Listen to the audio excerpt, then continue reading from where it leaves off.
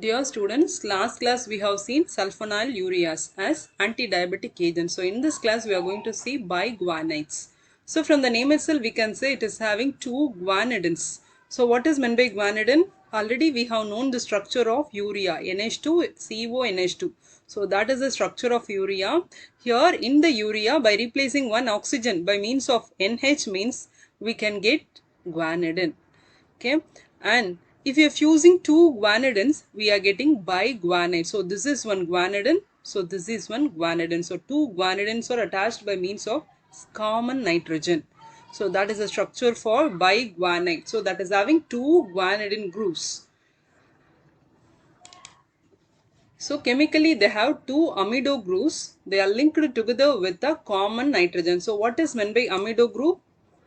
This is called amido group. So this is amido group. So two amido groups that are joined by means of common nitrogen. Examples are metformin, penformin and buformin. So these three are the examples for biguanides. This metformin, no, that is used in the treatment of type 2 diabetes mellitus. But other two drugs are no, they are withdrawn from the market due to their toxic effects.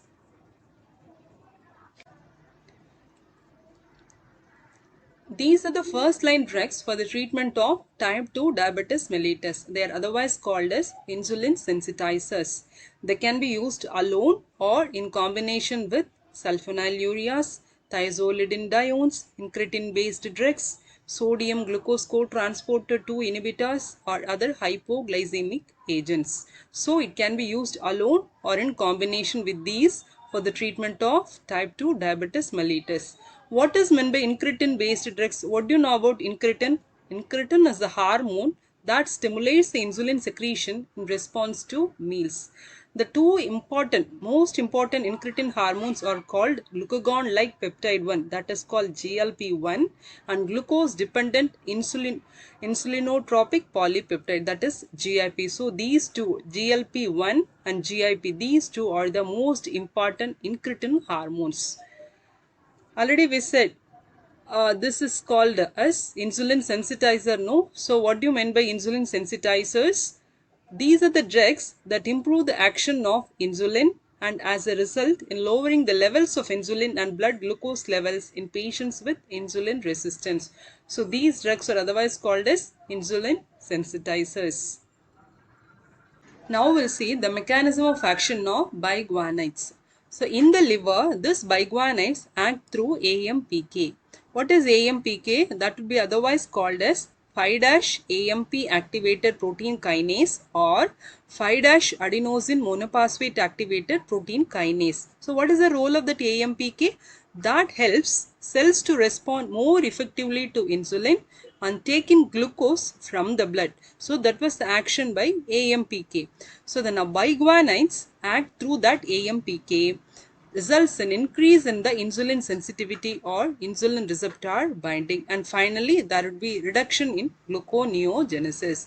What is gluconeogenesis? That is the synthesis of glucose from non-sugar precursors.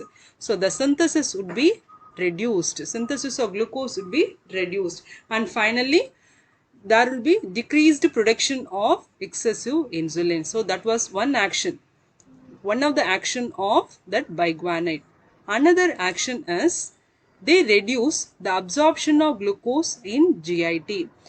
This causes an increase in the uptake of glucose by the tissues and stimulate the glycolysis cycle. They do not cause the release of insulin. So they can be called as anti-hyperglycemic agents rather than hypoglycemic agents. Now we'll see the structure of metformin. So it is having biguanide nucleus. This is called guanidin. Totally can be called biguanide. So biguanide nucleus, the first nitrogen, that is connected with the 2-methyl. So if you are taking guanidin, first nitrogen is connected with the 2-methyl and the third one is connected with diamino groups, and these two are connected with one carbon, that is methylene. But methyl group, no, so methyl, because of the presence of double bond, that is called methylidine. So what is the chemical name for that? The basic one is this one, that is called guanidin. What is guanidin? NH2 C double bond NH, NH2, that is called guanidine. This is number 1, 2, 3. In the first nitrogen, 2 hydrogens are replaced by means of methyl.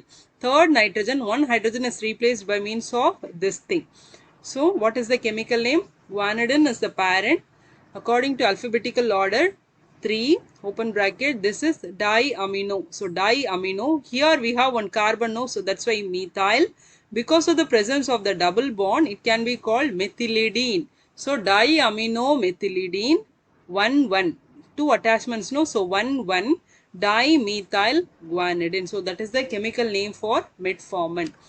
Already we have known it is coming under biguanide, and it has 2 methyl groups in first position. So first position it is having 2 methyls.